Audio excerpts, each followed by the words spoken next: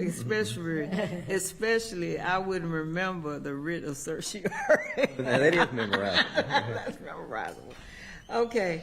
Well, thank you all for coming today. I know it's terrible outside, and we expect it to get worse. So we're going to go on. We're expecting Rosalind to be available. I think we have 2 members who, Kate and Charvis, aren't able to be with us today. Charvis is in a conference, and Kate is, I wish that was where Kate is today. She's on vacation. But thank you all for coming. There's so much, as you know, so much goes on at the library, and I know that Terry will mention some of this. But I want to thank people, everybody who attended the State of Metro. It was standing room only. And because we were hosts, we got to have seats, which was great. But we were able to take a picture with the mayor. So I think we sent that to you, Andrew, so you would have it. I think we sent it to you. Okay, so you would have that. But it was great, and we were so glad all the mentions of the library that he did. And then some of us were able to attend the charrette here to look at what we're going to do for outside, and so Terry's going to report on that. And I was able to be a part of the Black Men in Leadership. This is our second one? Third one. It was packed. I was so surprised at how many people were there. And so we just have to work on how we incorporate them into the library, you know, where they fit, and have them be volunteers and donors and everything. And I was really humbled to be on a panel with Andrea Fanta and Brett Wilson here at the library, and Paige Clancy, who is on the foundation board. We were on a panel after a preview of a documentary. Here it was at the library, but also co-hosted by, correct me if I'm saying anything wrong, by Nashville Public Television here. So they had their board here, and some of their, I want to say Young Leaders Board, for a better term. But you all really have to see the documentary. You can go onto PBS, you can do it through your phone, on your television. It's called Free for All, the Public Library.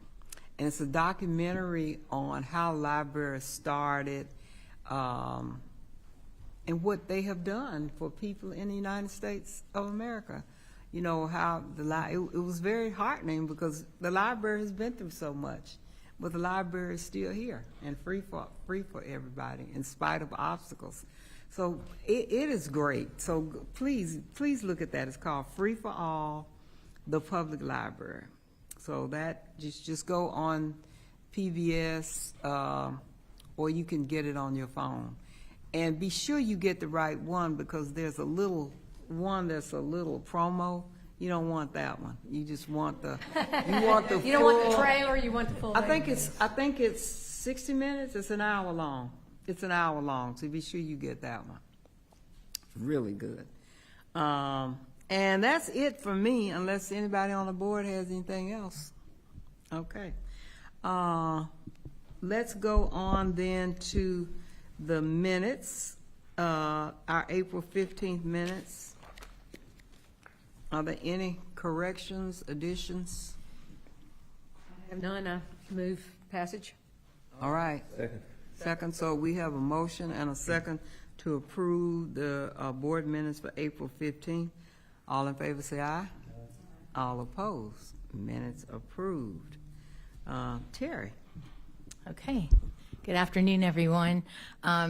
I look forward to seeing most of you tomorrow at 4:30. You wearing red?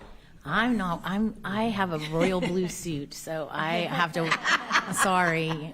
And if you don't have red, we have red stickers for you. Okay. I'll wear a sticker. How's that?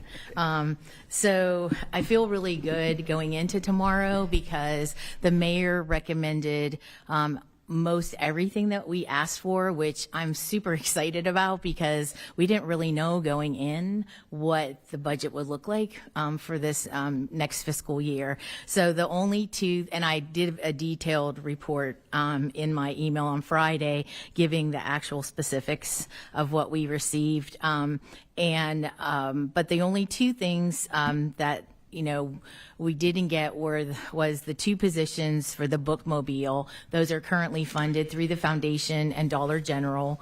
And then the NASA is recommended for $200,000, but Anna had asked for $705,000. So if we do get those questions tomorrow, we'll go ahead and answer those.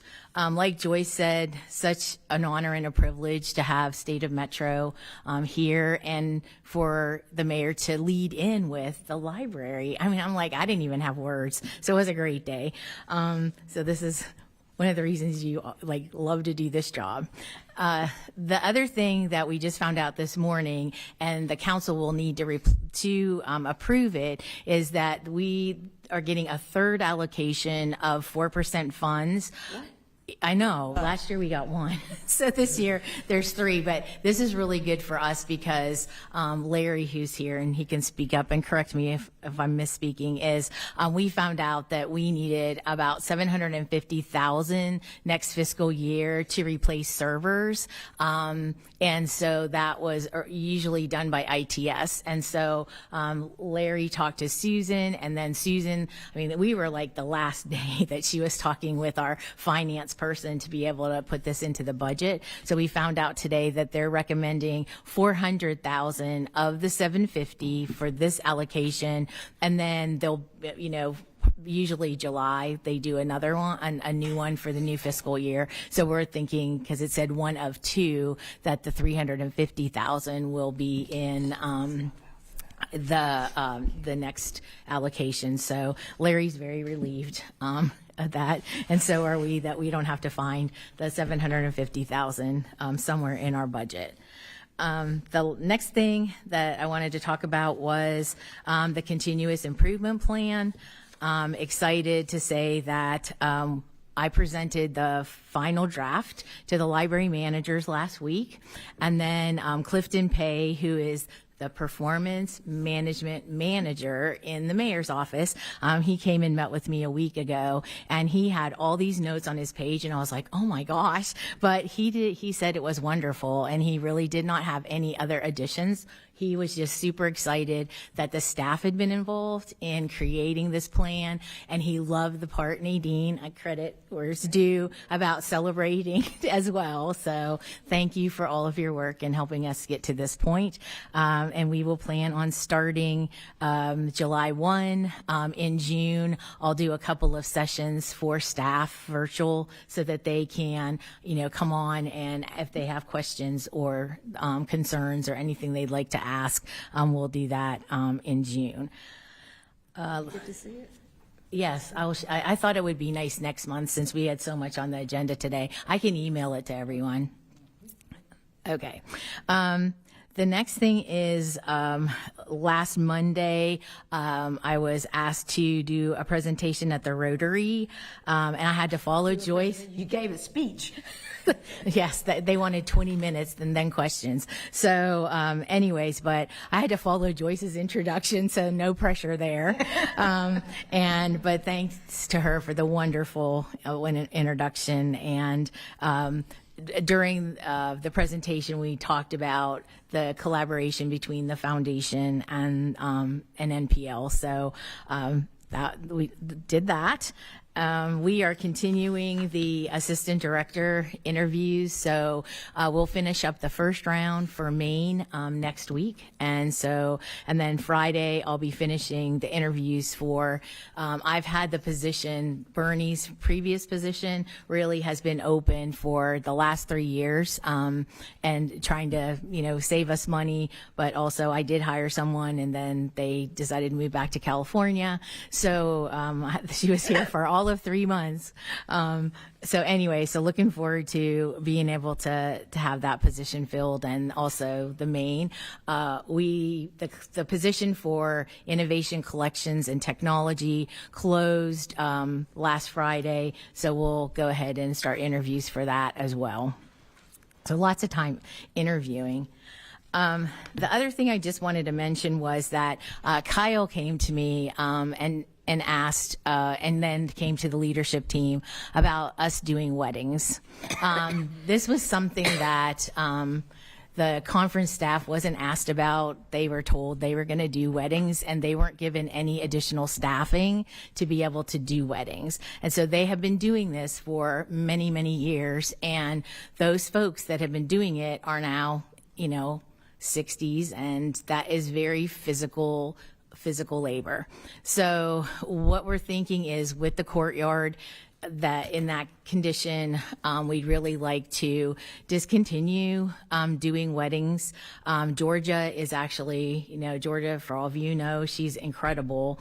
And she recommended this because she said not only that, but, when the brides are they're very high maintenance. They come, and they're that anyways, but at the same time, like, we've had wine spilled on the marble, which we tell them no red wine. They still do it. We've had them, they're not supposed to take pictures on the steps, and they're taking, all these things that if they went by our guidelines and followed them, I could see. But, if there's something where the board thinks that you really don't want to do this, then I think we're just going to have to hire, temporary staff or do something, because I cannot ask these folks to continue to do this, because it is they put in 2 solid days, around the clock to make these happen. So, anyhow.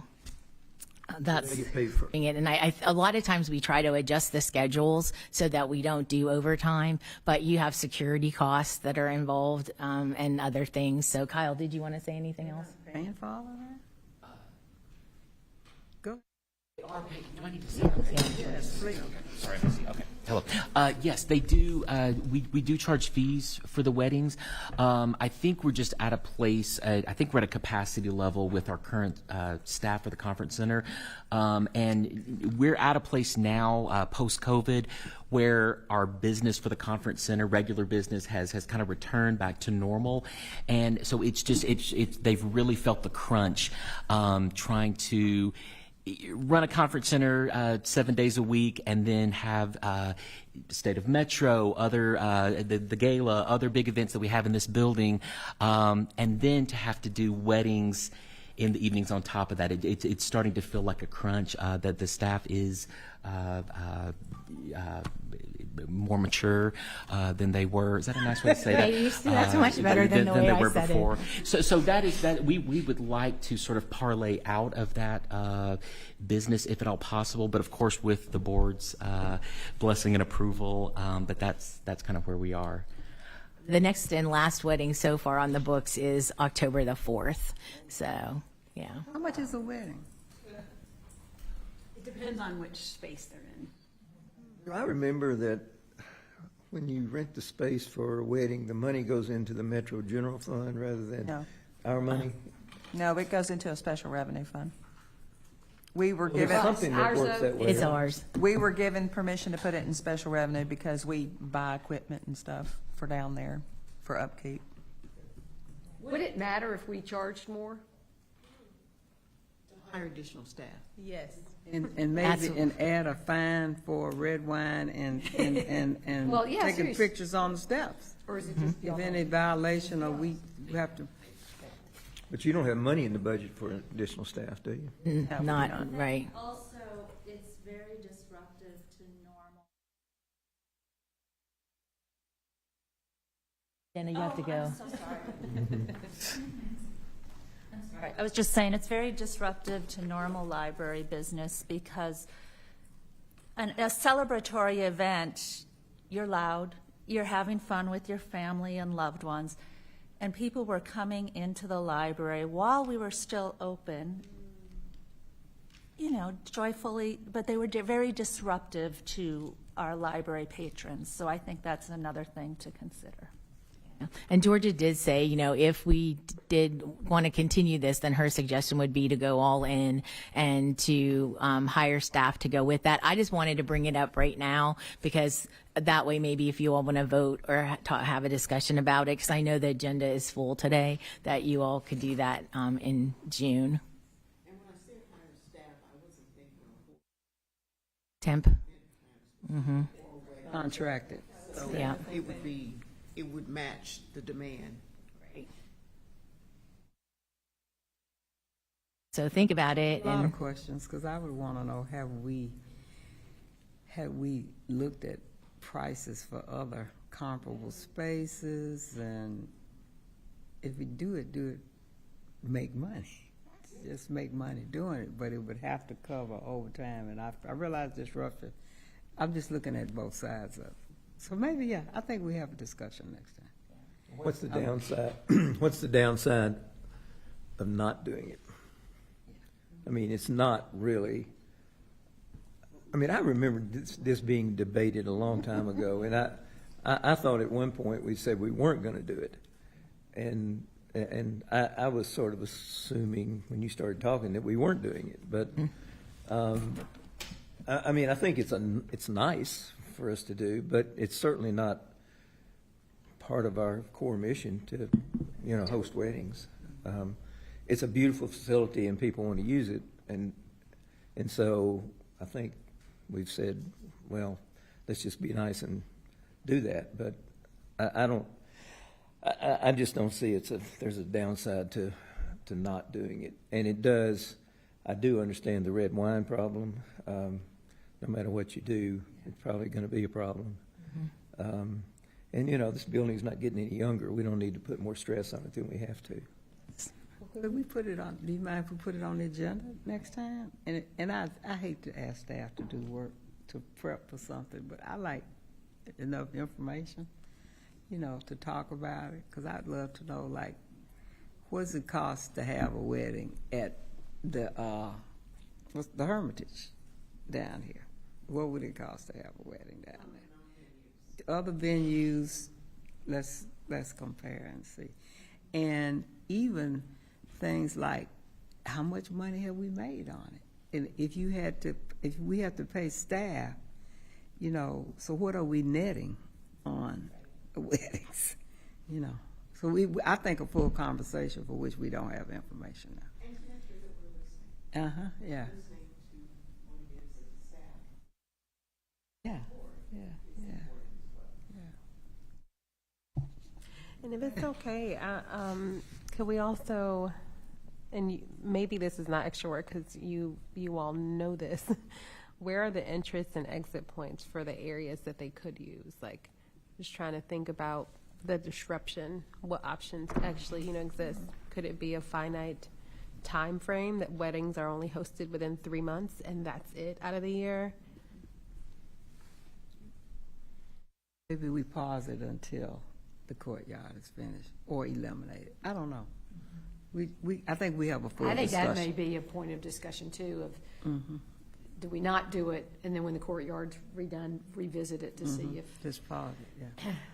Do some more research on it to see well, of course, they're back here, inside the library. All right. Okay, so we'll put that on the June agenda. The other thing I wanted to mention is that, we're excited about announcing the artists for the Library Courtyard project. So some of you were able to attend the charrette with the artist a couple weeks ago. And so Ripon and Matt spent time visiting Nashville and the library. And we're looking forward. We don't have a final design because I really admired this about them. They wanted to come to Nashville. They wanted to learn about Nashville. And then they wanted our input in order to then move forward to create a design. And what I've been saying to people is, we have to think about the fact that we had those 40 lovely trees, and that was wonderful. Now we're turning to something different to provide the shade. But we also have to think about how it ties in to the building. The maintenance is a large thing. So there were other artists that they wanted 500,000, but the art would last for 10 years, so those are all things we were taking into consideration when we actually selected these artists. So the board that was there voted to move forward with them, and so we'll look forward to seeing their updated designs. Yeah, I add one thing to that Yes. too. And the process to get where we ended up a couple of weeks ago has been long and had many steps and lots of oversight and lots of moving parts. And it's really exciting what we're going to have.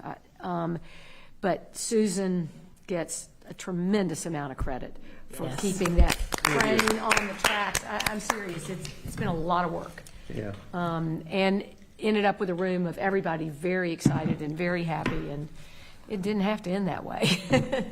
It was good. Just done I a good job. second that. I had no idea how much had gone into this until we did that charrette the other day. I don't see how you did it, Susan. Thank you. And she has weekly meetings. Participatory, for the board people unable to attend. I mean, there were sheets laid out, and we were able to put what we wanted, overlay it onto what is, or clean slate of this. It was very good. And the young men who came they were just so open, and they were just so awed by the library. That's the other thing. I think when people come here and they get the aha, I get it now.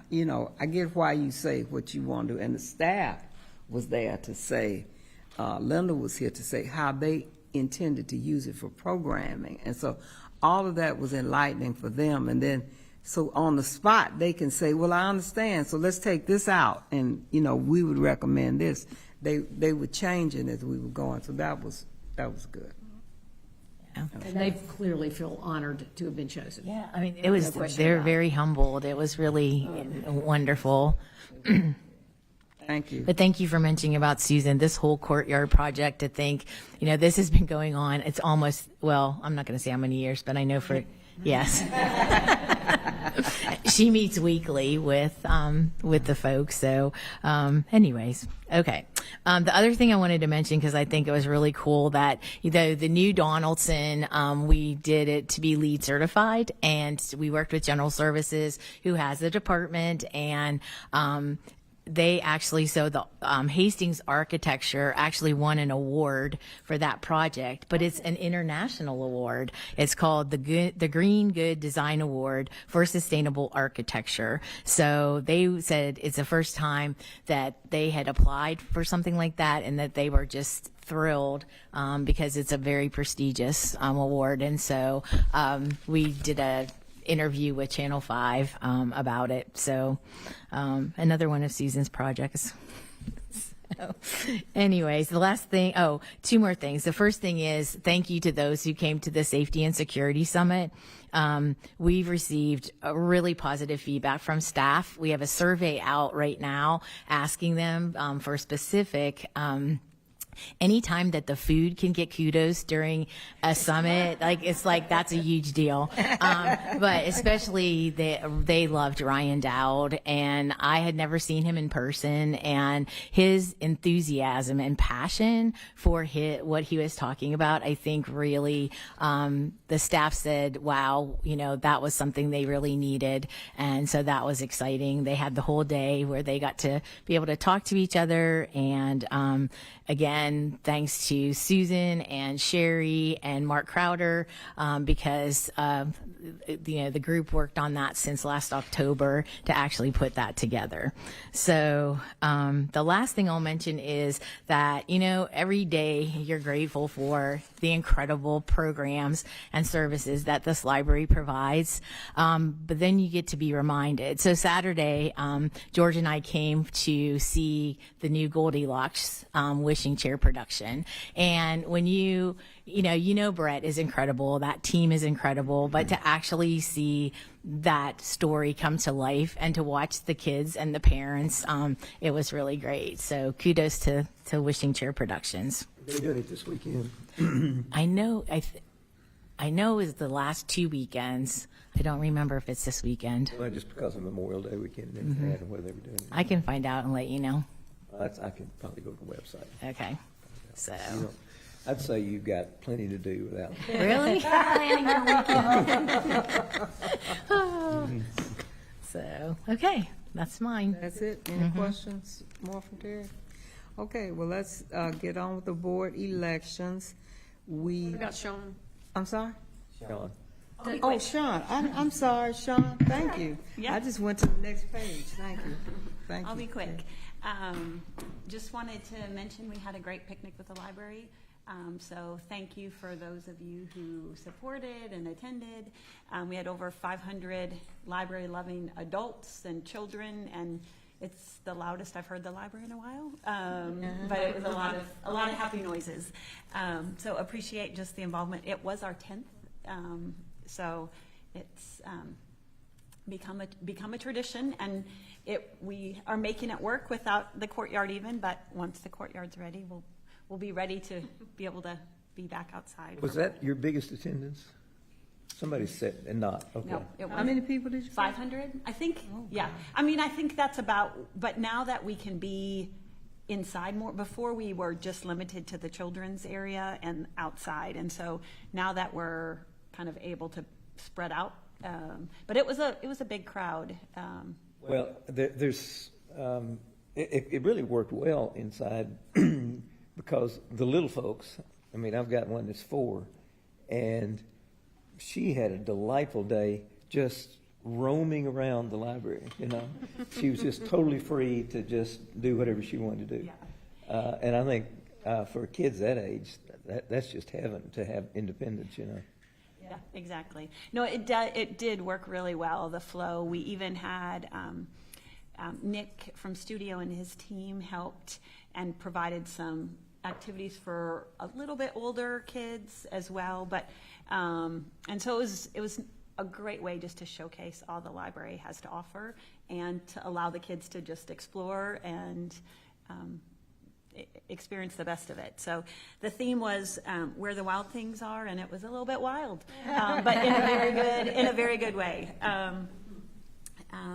Also, just wanted to update. We are finalizing our strategic plan. It will go before the foundation board tomorrow at our meeting, and want to thank you all for your input, involvement. I know through some focus groups, through some surveys, we've gotten a lot of great feedback, and I'm really excited because I think the consultants we work with are a part of the library world, and so really understood it's not just a strategic plan that's kind of could be plopped into any type of organization. It's really specific to the library. They understand the library world. They understand kind of the current nature of what's happening with the library, and allowed us to say, let's not just kind of clean up our last plan, but let's just go back and really ask some questions. What does the library need from the foundation, and how do we make sure that we are relevant going forward, and what does that partnership look like? So once that's finalized, I'll be excited to share that with you all. Library support. 2 people we worked with. One is from the Seattle Public Library Foundation. She had been there for 20 some years. And then another is, her focus is strategic planning, but she's worked with libraries. So just their understanding, and they did benchmarking, so looked at other library systems and foundations about our size. That also really helped us to kind of understand the landscape of what's out there. So did a dive into what our history, where we've been, but also what's out there. And so it was nice to have that comparison. And then lastly, just a quick update with Begin Bright. We are continuing on the fundraising, switching more to individuals and doing some house gatherings over the next couple months, bringing people and gathering 25, 30, 40 people at different homes, and just inviting them to learn more about Begin Bright. And then on that, I will just mention, as a fun kind of aside, yesterday, Country Music Hall of Fame launched their Dolly Parton exhibit, and there's a timeline of Dolly Parton's philanthropic partnerships, and the last, we'll call it the finale, of Grand finale. the grand finale of the timeline was 2024, when the Dollywood Foundation pledged, and it just says a $4.5 million gift to Begin Bright, and then it mentions it's the largest gift in the foundation. So anyway, if you are going to get there in the next, I don't know how long, it goes for a couple months, I think, but make sure to check out the timeline and the mention of Begin Bright in that. A fun nod that we made Dolly's timeline.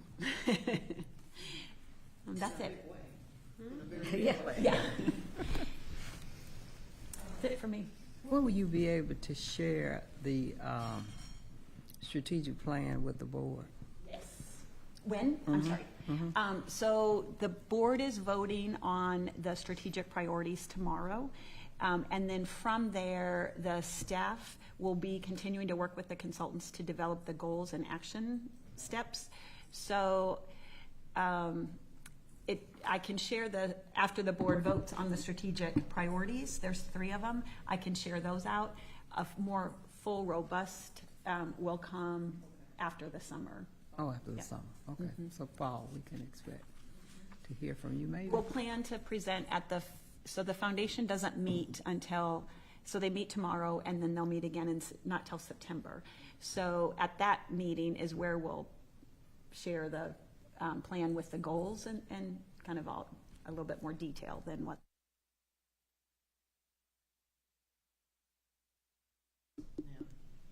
Yes. Do we have the recommendations in place? Mm-hmm. The 3 priorities? Is that what you're asking? Mm-hmm. We do.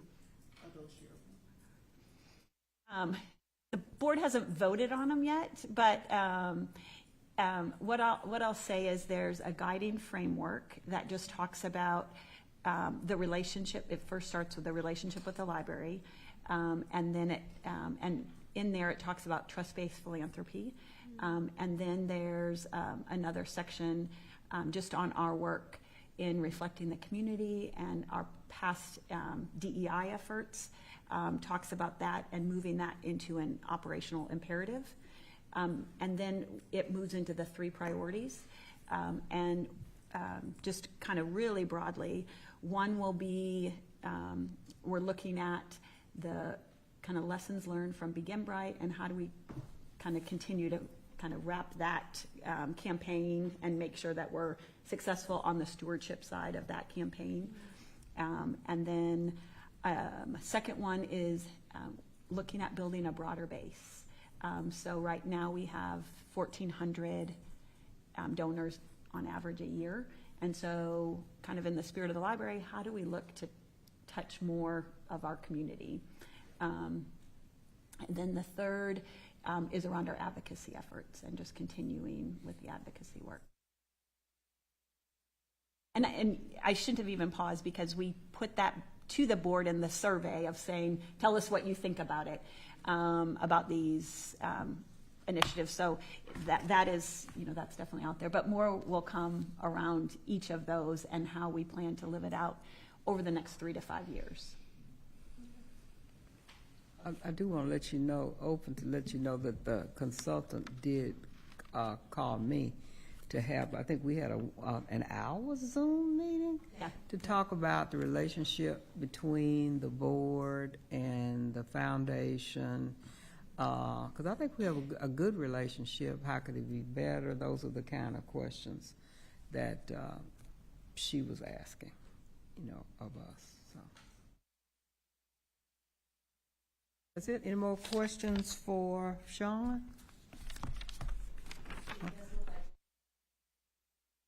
Okay. 10:30 and 11:30. And she can get ready for the picnic next year to bring the new baby. Okay, so the board elections, we think we were supposed to do this at our last meeting, but it really is effective July 1. July 1, so we have to have this, and we're trying to figure out June, so many people would be out, and so we put it on this agenda to make sure we got that done by July 1st. So we have to elect a board chair, a vice chair, and a secretary. Is that right? So the floor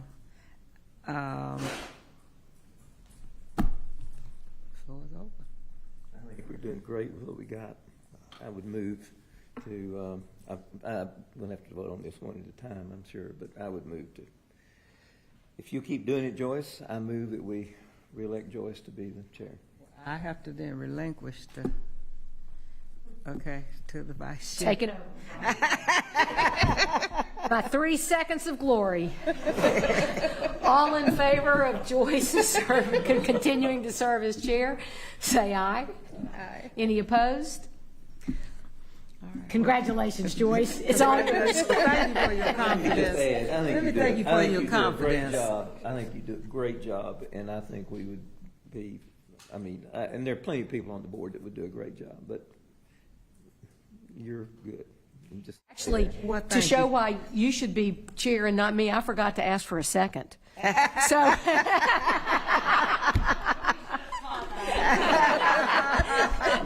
Already discussed. Right, so motion made. Is there a second? Second. Any discussion? We will. I'd look like the minutes to record what you said about what a great job she's doing, and that could be in the discussion. But you all are an easy group. I had to ask, I did talk to Belmont about it, because it does take a lot of time. And I'm gone from the office, a lot. And so they said, now how long would it be if, I said, if anybody would nominate me, I'm not sure, because we never know how our meetings are going to go in this room.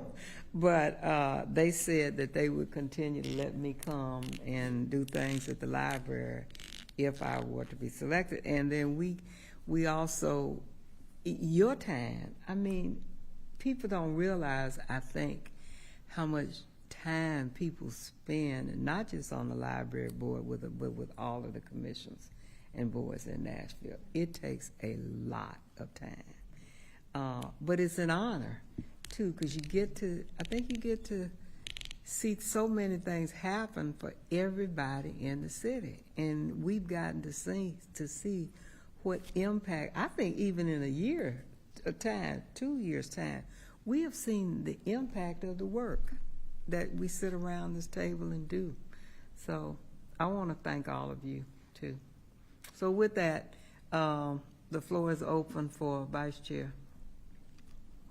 Nomination for vice. Well, I'm not nominating. Go ahead. Nope, you got, I think we might be saying the same thing. Then you go ahead. I nominate Katie Varney. Yeah, I'm willing to accept. Okay. There's a second. Thank you, see? Okay. There's a nomination for Katie Barney, and there's a second on the floor. Any discussion? All in favor say aye.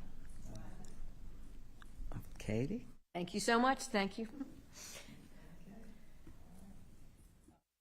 So this is what retirement would be like? I love it. Okay. And then, so the floor is now open for nominations for secretary of the board. Yeah. Well, I think Go ahead. I'd keep the slate as it is and nominate Jarvis. So, Susan, you sent me not too long ago term endings, and I think, is it Kate that's next to? I don't remember off the top of my head, sorry. I think Jarvis, it's either Jarvis or Kate. Is Kate next? Oh, look, it's always April 6th, but I can't remember if it's Kate or Jarvis. So I'm just thinking Jarvis may roll off at the end of this year, certainly at the end of, he has no more than 2 years left. I don't know. I just think, he's very engaged, and I think we ought to. Okay, good. Well, could we go, if he, I mean, it doesn't matter to me. I'm nominating him anyway. He's very engaged, and he's, you know, he's always here, tries hard, works hard, very supportive. I see no reason to change.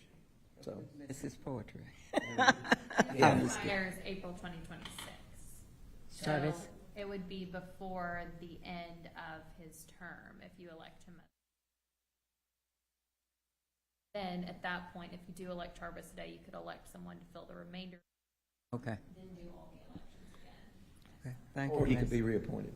Or he could be yeah, he That's could- right, that's true. Yeah. And I'd go with it, and if he's not reappointed, then that's a great way to go out. And if he is reappointed, then we're okay. Is there a second? You want a second, you second. So we have nomination for Jarvis Rand for Secretary of the Board, and we have a second. All in favor, say aye. Aye. Jarvis, we'll have to tell Jarvis he's at a conference for Nashville State. Maybe we have to compose a poem and tell him like that. I'm just kidding. We'll see. He could do it. He could do it off his head, top of his head. But okay. Well, thank you all. And so we look forward to another year of work. Thank you. Now, so next on the agenda is Terry's. Again, we want to deal with this now because, again, we may have a problem with a quorum for June. We don't know yet. But so we put it on the agenda now. And this would be, I think I also sent each one of you an evaluation form. So if you would do that within, I think I can't even remember what I did, what time I told you, because I was doing it between things I was doing yesterday for Belmont. I stuck that when I got it from Susan. I said, let me just send that out now. And so I don't know, when did I say? Memory is you said June 15th. Did I say, so It is June. I asked you to get it back to me so that I can get it to HR by the end of the June. That gives me time. I actually sit and she doesn't know who said what in the evaluation. What I do is I retype everything that you say in comments for each section. And so Terry gets a compilation of everything that she said. So I ask you to be honest. She's continuing to grow, and the evaluation is the time that we want to say, you've done a great job at this. This is where we would like for you to grow in these areas. And I just put all of your comments in each section, so she doesn't know who said what, but she gets each and every one of your comments. Okay, so that'll give me time to do all of that. And then I'll ask Jarvis and Kate when they get back, could they go ahead and do that for us? So you would get that in, and then we also have to have in the salary information. So I do want to tell you that Metro is, they have a consultant, I forget the name of the firm, Mercer. Mercer. Mercer. I thought I couldn't read my own writing here. Mercer is doing salary study for Metro, and they plan to have that done for July to go into effect July 1. Right now, the salary that Terry Luke has, and we've also had involved in this conversation the library HR, and then of course administration. The salary right now was at the interim, for the interim director that we gave her. And so now that she is the full director of the library, we have to do a salary.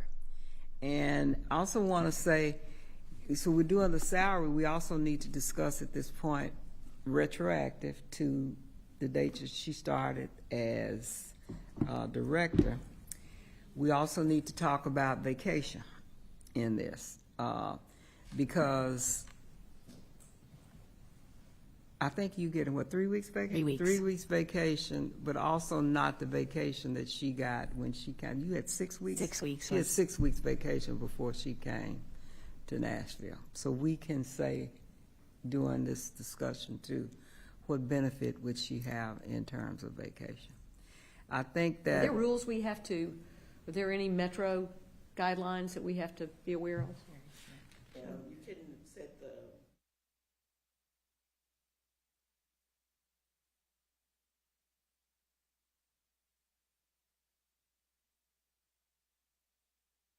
Want to get too far down the pike, only to find. So Sherry and Susan we've been involved in the email discussion of this, and Susan, correct me if I'm wrong, that you said that we think that we would be able to do 192. 192 was the salary that we had in when we were going to select the director. Correct, that's the budget we set. Okay. So, And that was how many years ago? 3 years ago? That hadn't changed. That's the budget that's out there right now. she said that that's the amount that she could put in a budget for salary. So the floor is open for discussion with that information. Well, it's a public meeting. He's You asking, go, do you need just to go? watch it But on you're on television. camera. I mean, I don't think it's necessary unless, Macy, you tell me different. I mean, You can if you're uncomfortable, but, yeah. So what are you making? What's Terry making now? She's making now, I had it on that page, 180, 170. We approved 175, 792 for the interim director. So this would be This would be the amount that we had established for a director. It'd be like a 10% 22%. increase, something like that. I want to make a note on that. And that is that for over 2 years, Terry served as interim, doing the job that Kent Oliver did every single day and didn't make anything close to what he was making. And got no special benefits, got no extra money, got, nothing else, and is actually while doing the work. And I don't know, I think that you deserve every single penny that we can put into that budget. And I feel like, in my view of this, is less, although you ask an appropriate question, and it's a good thing to know what that percentage of increase is, because that is the way salaries generally work. But I will just say that my frame of reference for your salary is much less about the fact that what the percentage of raise may be, and more about the fact of doing the job at much lesser pay than a man received for doing the job. Susan That's had what you said, Tori. something she wanted. It's about a 9.3% increase. Okay, thank you, Susan. Now I'm looking at your facial expression, Nadine. Yo, go ahead. Around Metro study.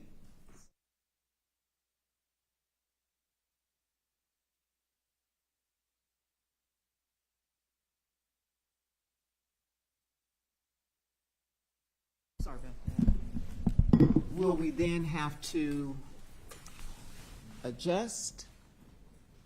I'm just trying to understand the Well, timeline. Susan, you all would have to tell us, Susan. And, Sherry's gonna respond. Sherry Lee. She's right there. Oh, Well, there you the- are. I didn't yeah. see you. I'm so sorry. I know, I've lost so much weight. Okay. Yeah, well, actually, the Metro study has already been completed, and the recommendations have been submitted to the commission and also submitted to the mayor and now to the council.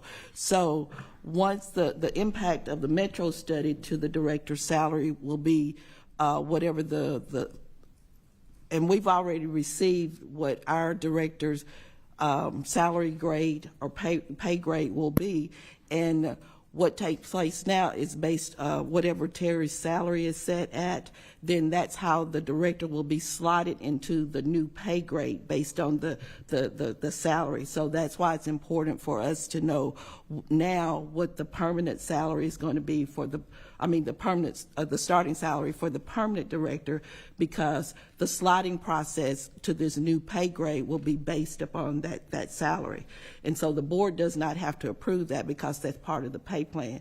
But then the additional thing will be, of course, open range, which we would have to come back for you to approve that. But the study has already been completed, and that's how it will impact what takes place with the. They will put in what we say. Is that Right, what I'm concluding? right. Okay. Because it would either be based on the current salary or whatever the salary is that you decide on today. Is that Rosa?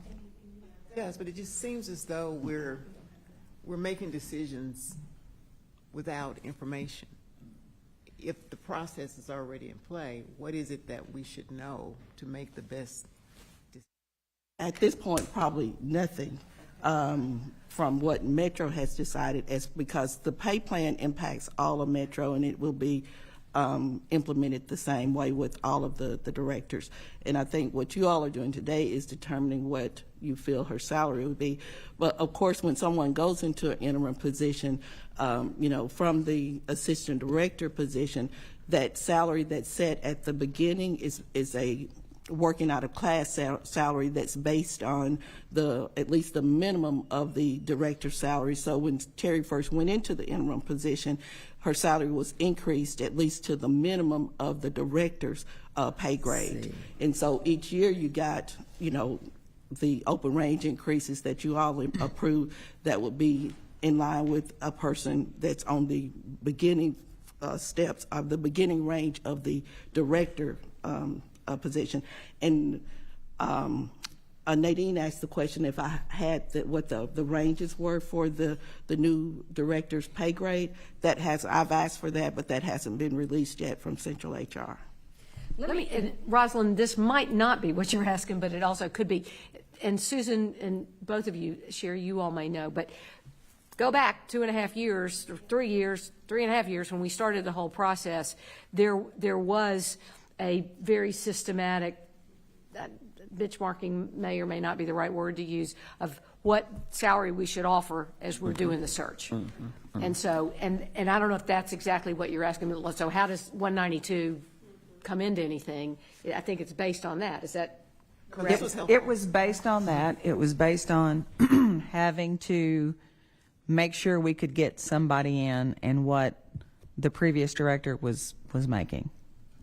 That was the top end of what we had in the budget for a director at that time. And last year when we made the recommendation, I had gotten a copy of the salaries of every director in Metro, all the judges. This included the police chief, but we also in that information I had last year, it was the number of employees that person supervised and the budget. And that's what I think, were trying to come in when we talked last year. So I had all that information last year. So I think that's what I'm asking for. There's known information that I would like to have seen prior to asking the question. And I'm getting the information now, but it's in real time. Yeah, great so questions. Thank you. And thank you for asking the question. Sure. So we want to do this. But the 192 is within range of what the current DP2 is, if that's what you need to know. Within the range of what the current, what is? Director. She is Director. classified as a DP2, which is a department DP2. head 2. It's just the classification. But what is but DC? Department head. Department. Okay. So the 192 that's being recommended is within that range. Kent was making more than that, and from what I could get from Sherry, No. he was not making more than that. That was Kent's ending salary. That's why it was budgeted at that amount. Yes. That was his ending salary after 10 years of employment as the director. But Susan, after the 3 years, you said it would be, or Sherry, it would be in the 200s now, right? Oh, if Kent had Kent still had stayed. stayed. Oh, yeah, had he stayed, yeah. Had he stayed because of across the board. So this So it still sounds- represents an entry, an entry level. No. 3 years, No. things would have really changed. The 192 does not represent an entry level. It's above entry level. Okay, so what are the incremental, because we know that every year there is a market value in which there's an incremental increase for. Okay, the For a way role. Metro works, because a department head, or in our case, this department head is a non-civil service position. There's a range, so you decide what the range is, and Sherry, please correct me if I'm wrong. But department heads get across the board raises. That's a part of Metro's pay plan. Anything above and beyond that, the library has to find the budget for. They do not give What is open the range. increase? Like, what is the percentage of the increase that? This year, it would be 1% if council passes it, as it's been presented so far. And the highest you could get is between 1% and 3%, or is 1 the highest? 1 is across the board. Open range for civil service employees is up to an additional 2%. And normally, that open range increase that has been recommended also for the director is within the guidelines of what Metro has recommended for open range employees, which are mostly your salaried employees when you say open range. But the board has the option to make that open range increase whatever you want to, that merit increase whatever you want to, but it's usually in line with what the pay plan recommendation is. And this year, it's 2%. As people are comparing, they would have to, and I'm just saying that speculation, they would have to compare with library heads across the country, who would be normally women, whose salaries probably other department heads too. I think we have a lot. As we do it now, at the beginning of when Metro would put salaries into DP2 or whatever it is, to put that figure in so that all boats could rise with that. Yeah, it sounds like to me that That's what I there's want. consequences That's to what I this beyond just this year, right? So if we set it too low or too high, then we're gonna live with that, and Terry's gonna live with that down the line. And I guess I've got the question, so if this is you said this is not the bottom of, there is a range for, and what is that range, top to bottom? I would have to look that up. Let me just say this to kind of, we're talking about the end of this fiscal year and what's going to take place in July. That DP2 is changing. That's no longer, July 1, the DP2 is no longer the pay grade of the of the director for the library. Metro is going to there's 5 different pay grades for directors beginning July 1. 5 being the highest. I don't know which directors are in that particular, in what pay range. That hasn't been released to us yet. Terry did receive information that the library director is in a pay grade range of 3, which means that there's a 4 and a 5 that's above us. So Terry did get the information as to what her salary would be if she was slotted based upon her current salary, which is actually lower than the 192. So that's the impact of her being at her current salary, and the impact of how the slotting process beginning July 1, what it would take her to if no action were taken today, and she remained at her old salary. But I can look up on my phone to see what the current pay grade of DP2, which means that there's only, like Susan said, there's only 2 pay grades for all of Metro directors. And so, but with Kent being at, and Kent was a DP2 as well, with him being at a 192, his ending salary, he would have been closer to a midpoint of, or may have been over the midpoint of the salary range for the DP2 that he was in. She's been in a position So for the what, 3 192 would years? have been mid-range. Somewhere around that, but I'll have to look up the actual range on my phone, the pay grade range. I don't understand the consequence of not acting today. There's so many unknowns. You've got an evaluation in play. Then you have Metro changing the grading that will now have 5 ranges, and she's currently at a 2. I think what'll happen then is if her salary is inside the 3 range, she will just automatically be a 3. No, she's already, she will be, if the pay plan is approved by council, then salaries, Terry's pay grade will be the 3, which is out of a 5 range. But what you're asking, you're saying that there's so many unknowns. The merit part that's based upon the performance, that doesn't have anything to really have any impact on what you're doing today. What you're doing today is trying to set what her permanent salary is. And because of the pay plan, the overall Metro pay plan, thank you, Libby, the overall Metro pay plan is that the sliding process will only take place one time. So Understood. So if she's a 3, what is the range of a 3? We don't know that yet. We don't know that because that has not been released to us. Because it hasn't been approved by, and Metro generally does not release these pay plan booklets with all of the ranges until it's been approved by council. But what we're basing it on to, what you're looking at today is what range she's in and what that salary range is. If nothing is done today, and then Terry's salary is increased, next after July 1, because everything takes place July 1, and you don't do anything today, then when you increase, if her salary is increased after July 1, that sliding process is not going to take place, and the money Susan's going to have to find the money to be able to make this increase. Whereas during the sliding process, like Susan stated, Metro is a part of the pay plan, and Metro will, right now, the difference between Terry's current salary and the 186 that she would go up to, Metro is going to fund that because that's part of the pay plan process. So if today you approve a 192 and then she's slotted, whatever that difference is, Metro will pay for that. Metro will put the funding in there for that. And currently the pay range is?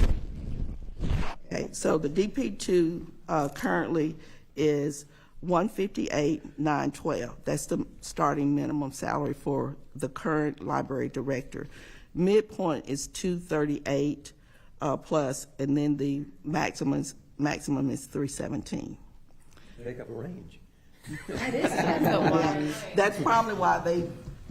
That's why they're going to 5 different ones going forward. Because you had, fire chiefs, police chiefs, water. Well, that's why they're going to 5. Yeah, they're Makes supposedly looking at market, compensate market studies plus the number of employees and all those other things that.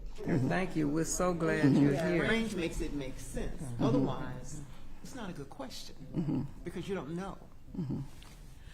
They get ready to change it, and that's why they're encouraging us to do it today.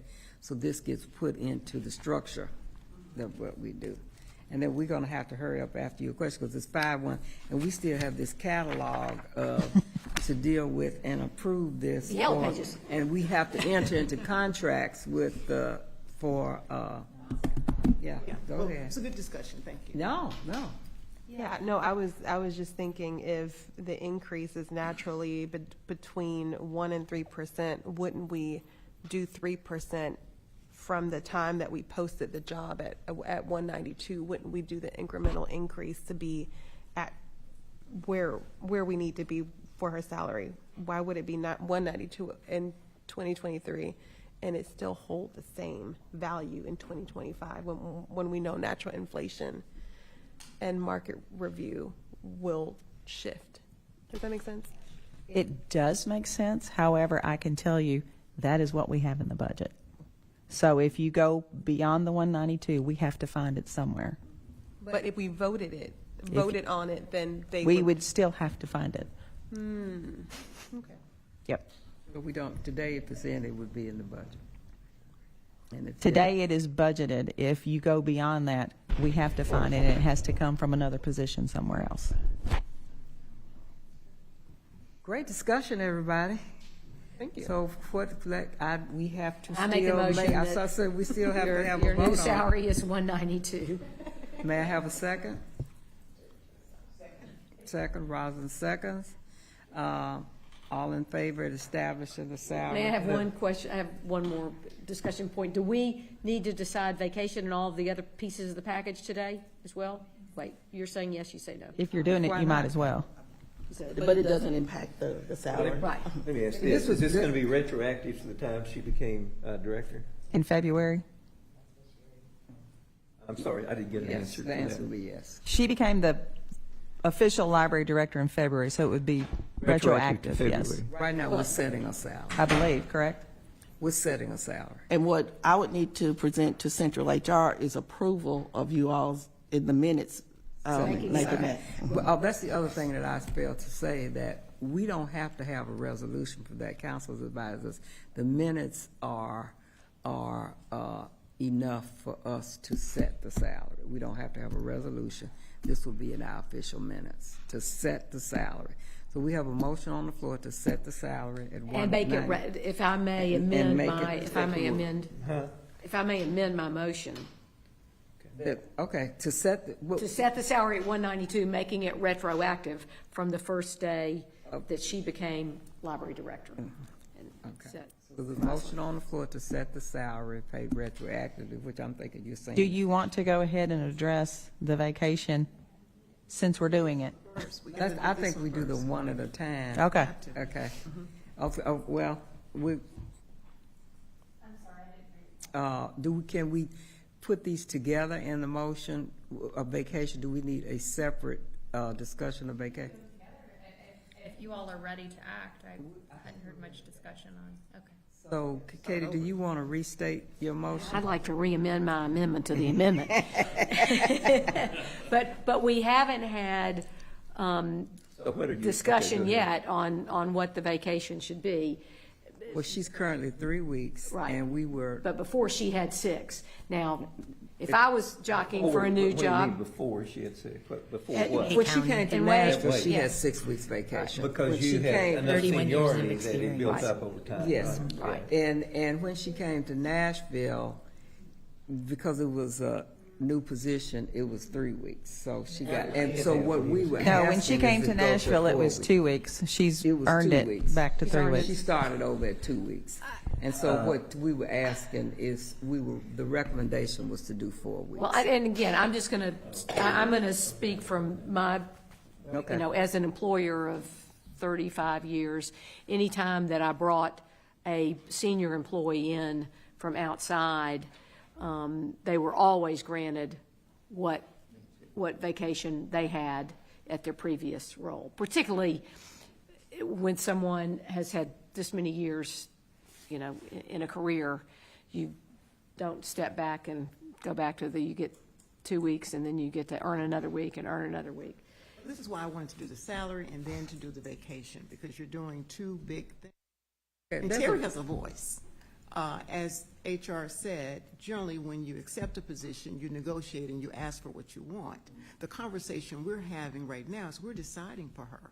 She is an executive, so she has a voice to ask for what she wants. So the salary piece, I would like for us to continue with the motion and settle that. We have a motion on the floor Second. for a salary of 192 and retroactively.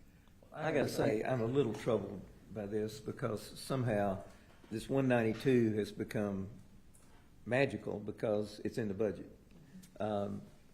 And it doesn't seem like it's on the lower end of this, of the scale, whatever you call it, field, whatever it is. I don't know. I mean, if we don't have the money, we don't have the money, but it seems like kind of a funny way to do this is that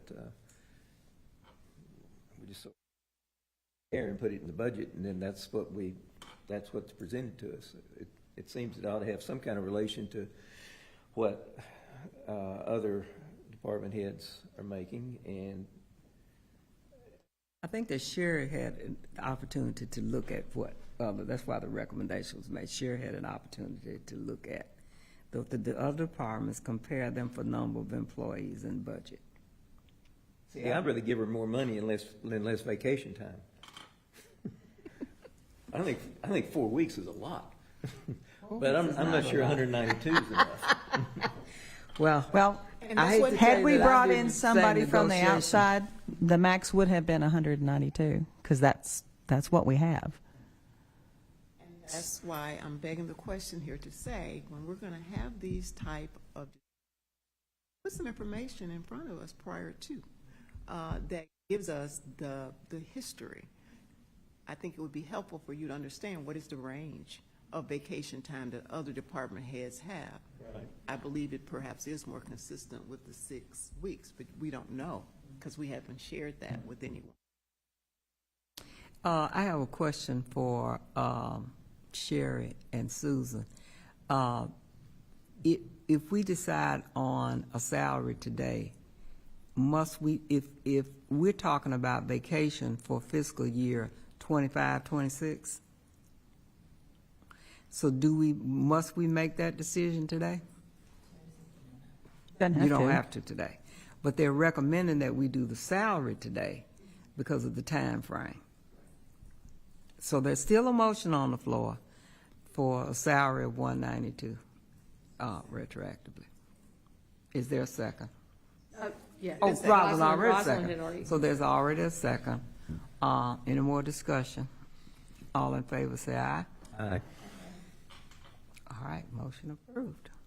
Now, what's your preference for, it is 1:15, what do you want to do? Because we also must approve these contracts because we have to enter into contracts with All right, well, this- subcontracts. okay, I move that we make it retroactive. If that is, what was your motion to do the retroactive? Retroactivity. So that's done. That's done. Okay, well. We have to discuss the vacation, Okay.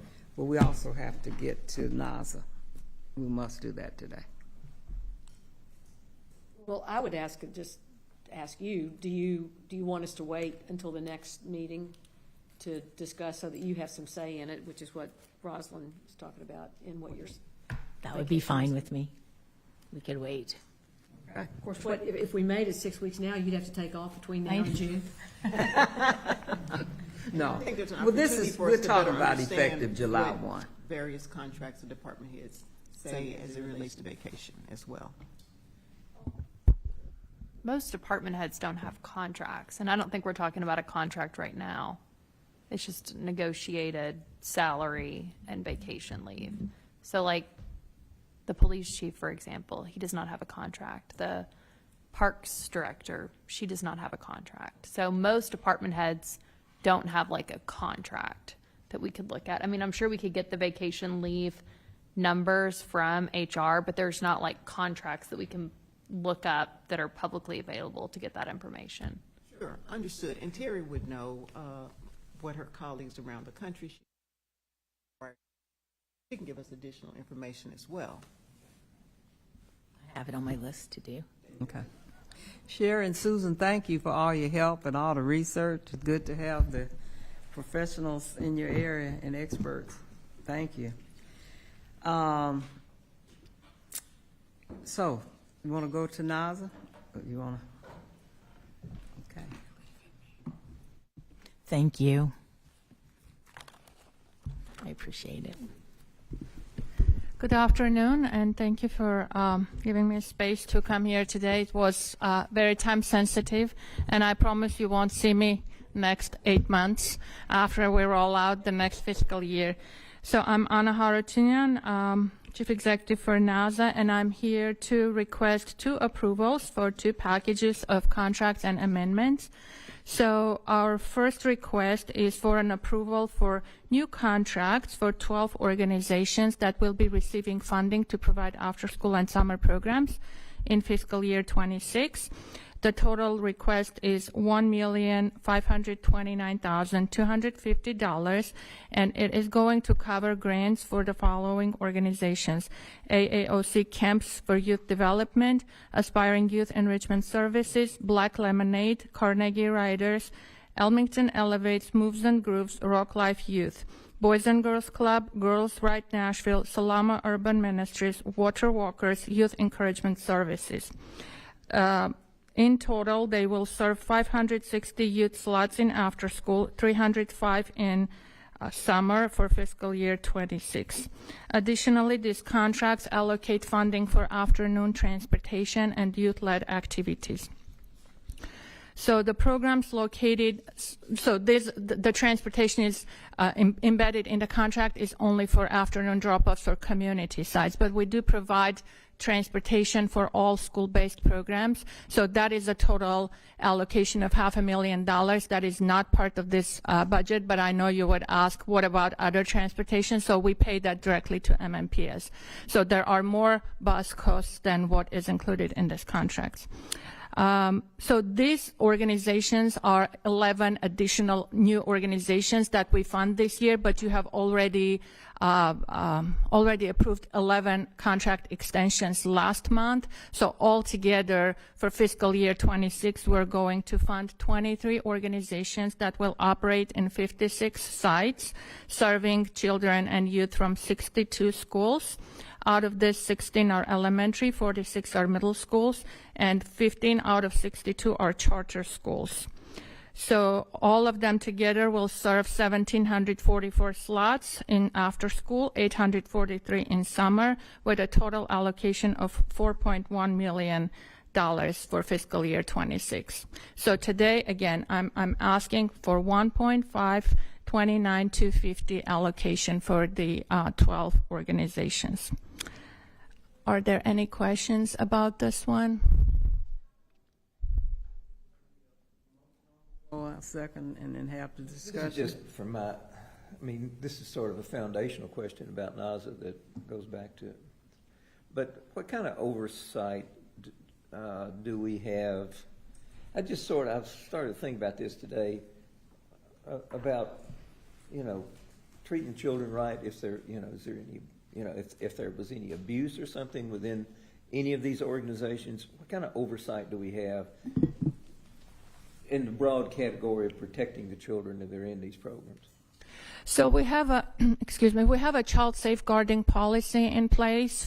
They get training on positive youth development. It's mandatory for everyone who work with children. They're also adhering to the school policies on abuse prevention and reporting as well. We're doing site visits. We have external assessors who go to sites from time to time to assess the quality of the programs, and that includes looking into overall environment, the level of support, interaction, and all of those things. So there is a combination of oversight mechanisms, and of course, if anything happens, they will report. So, for example, one time, it was not an abuse case with a child. It was like an issue between adults, like a bus driver and a school staff. So it was reported to us, then it was escalated to the district. So we have that like day-to-day communication mechanism with the school districts where we report things and we try to solve problems, but it's a combination of like DHS policies that the schools implement their own policies and then our child safeguarding policy. Yes. We had to, with our CEO, we had a malpractice insurance against anything that would, if there was any problem, we had insurance against it. Yes, thank you for bringing that up. We have had an extensive conversation with our Metro legal colleagues about the types of insurance, and all of that is required in the contract. We do require general liability, but also sexual molestation and other types of coverage for organizations, just in case if anything happens. And then Metro, they're required to put Metro staff as part of their insurance as well, even though we don't interact with children directly, but still just to be protected. Any other questions? So training is a large part of our intervention. So a lot of... Do we need to... I was just going to clarify a little further. So training is a big part of like prevention. So we make sure that everyone who's coming into contact with children gets the training, and then all different like visits and oversight mechanisms that we implement during the year help us keep an eye on organizations. These individual organizations would screen their employees. We don't do that, right? Oh, they're all required to do background checks. Those who are in MMPS buildings are required to follow MMPS background check policies. Those who are community sites, they still have to do background checks, but they can go through other agencies. Yes, they do it. The youth serving agencies are required to do the background checks. Yeah. It is required in their contract, yes. All right, go ahead. I was going to make a motion to, Approve the one. approve the contracts that you brought before us today. I can't say the numbers, and I was trying to write them down, but I don't really have them. Anyway, On your I make a motion. page 2 Oh, there. of your thing. I had it pretty close. I make a motion to approve the total of $1.529250 NASA grants awards to the following organizations that have been already listed to us. Is there a second? Okay, there's a motion to approve $1,529,250 in NASA grants and awards for fiscal year 26. Any more discussion? All in favor, say aye. Opposers? You are approved. Thank you. And I'll then move. there's the second part Yes, here. to my second item. To the amendments. I request an approval for 3 amendments for the current fiscal year. So we had some savings from transportation. I mean, depending on how many days we have, snow days or whatever, there is some money left over, and then some programs may close sites during the year, so sometimes we have savings left. So I wanted to use that money purposefully. So we have worked with MDHA and identified 3 organizations that were able to expand their June camp for 3 public housing communities. And that would be Black Lemonade at Preston Taylor Apartment Complex for 50 slots, Aspiring Youth Enrichment Services at Sudicum Apartments for 50 slots, and Bethlehem Centers of Nashville at Henry Hale Apartments for 20 slots. That would be a total of $153,600, serving 120 youth in the month of June 2025 for 4-week, 5-day, full days summer camps in all those 3 locations. And that's what I request approval for. Okay, I was looking at, because I think I was looking at Bethlehem Centers because I couldn't think of the other public housing that's near Fisk. It was John Henry Hale. I think Bethlehem Center is serving not just John Henry Hale, but I can't think of the other housing development that's right there with Fisk. Yes, It's not the renovated housing. It's the. So they're going to bring kids to Bethlehem Centers this year, but if we have funding for next year, they're going to actually set up a camp inside the apartment complex. But the other 2 are setting up the camps inside the apartment communities, because MDHA wants to create more safe communities, and bringing programs into the communities help parents feel more safe about their kids being around. So we're trying to be intentional. But because Bethlehem Centers was already serving families from Henry Hale, this was like an easier expansion just to bring 20 more kids over to their center this year, and then get ready to set up a center inside next year. Great to know. Yeah. Any other questions, comments? Thank you. Okay, so could we have a motion to approve the amendments to add 153.6 to fund the other 3 sites for summer?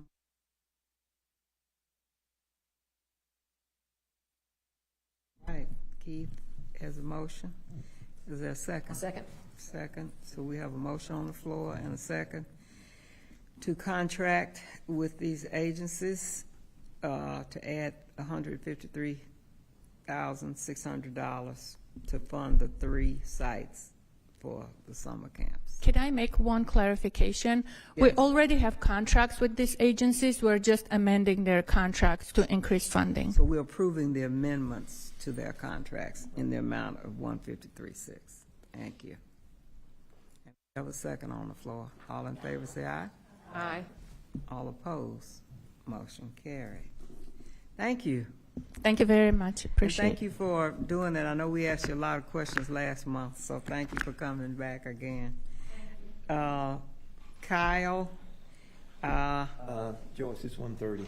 I know, we've had a lot of, can we do this? Can we do 5 minutes? Yes, 5 minutes. They promised us 5 minutes. Can we do that? Because we've already added 2 things to next month's agenda.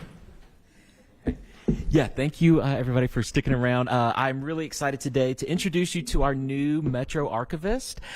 You may or may not know, but our beloved former Metro archivist Ken Feith retired back in November after 35 years of great service, and those are some pretty big shoes to fill, but we think we have successfully found someone to fill that. I want to introduce you today to Kelly Serco. Kelly holds degrees from Ohio Wesleyan University, the College of Charleston, and the University of South Carolina.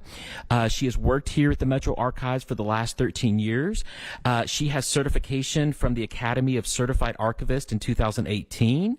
She also has certification from the National Association of Government Archivists and Record Administrations in 2023. And earlier this year, she just received her certification for archives management from the Tennessee Archives Institute this year. And she's a Capricorn, which you may or may not want to know. But Kelly is here today to share a couple of really exciting projects with you. I think you're going to see her face and see this name for many years to come as she tries to bring the archives up into the modern world and make those collections more accessible to everyone. And so, anyway, please welcome Kelly Serco. Kelly, welcome aboard. And you've got like 30 We're seconds. so glad to have you. We warned you because this is a boy that asks a lot of questions and had a lot of I'll be discussion. quick. But that's fine. That's the way we like it. Thank you. I'll be quick. Yeah, we just real quick, we do have a couple of projects that have come up. The main one is our Nashville Neighborhood History and Culture Home Movie Project. This was an idea from Carissa Riccardi, who is our audiovisual archivist, and we do have a video that we can play for you so that she can do the talking. Yeah, you should talk. Huh? Yes. Huh? How long is the video, Kelly? 2 minutes. 2 minutes, okay.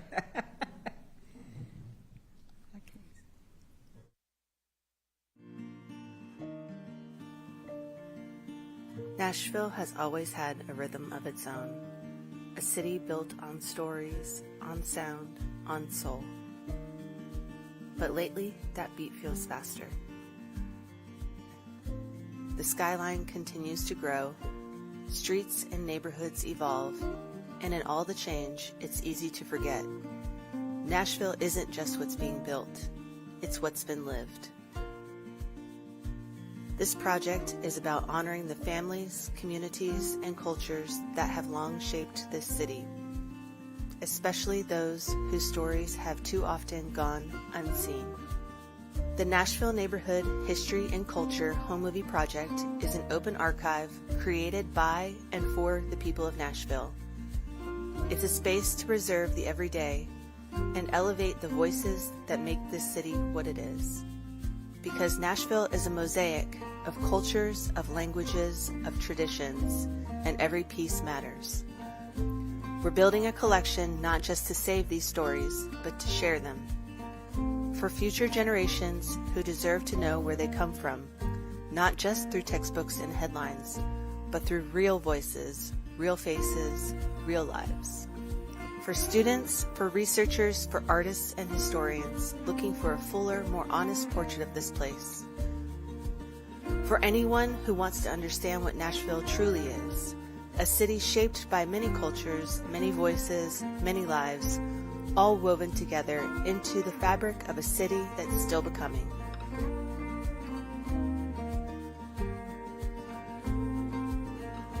This archive is a gift to the future, a way of saying, we were here, this is what it looked like, what it felt like, what it meant.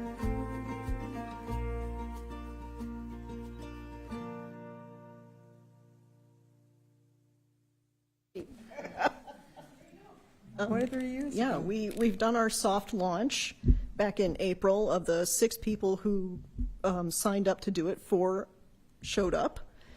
And we did interviews with them, we took their materials in, we've been inspecting them, and we're working on getting them digitized as we speak. Wow, thank you. Thank you so much. Thank you. Any other comments?